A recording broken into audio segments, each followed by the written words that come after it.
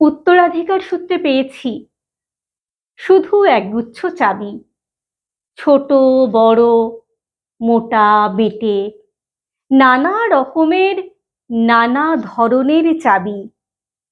মা বললেন, যত্ন করে তুলে রেখে দে।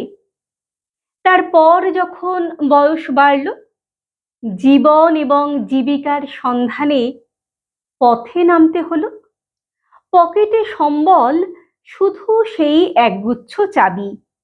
ছোট বড়, মোটা বেটে, নানা রকমের, নানা ধরনের চাবি। কিন্তু যেখানে যাই, সামনে দেখি প্রকাণ্ড এক দরজা,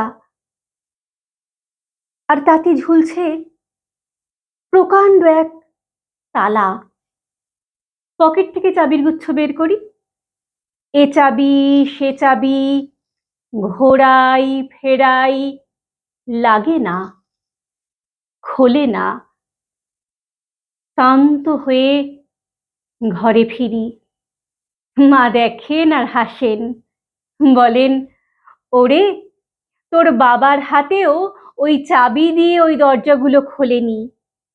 শুনেছি নাকি তাঁর বাবার হাতে খুলতো। আসল কথা কি জানিস? এসব চাবি হলো সততার, সত্যের, যুক্তির, নিষ্ঠার। আজকাল আর ওই চাবি দিয়ে এসব দরজাগুলো খোলে না। তবুও তুই ফেলে দিস না। তুইও যখন চলে যাবি, তোর সন্তানদের হাতে দিয়ে যাস এসব চাবির গুচ্ছ। হয়তো তাদের হাতে, হয়তো কেন, নিশ্চয়ই তাদের হাতে একদিন ওই সব সততার, সত্যের, যুক্তির, নিষ্ঠার চাবি দিয়ে জীবনের বন্ধ দরজাগুলো খুলে যাবে, খুলে যাবেই।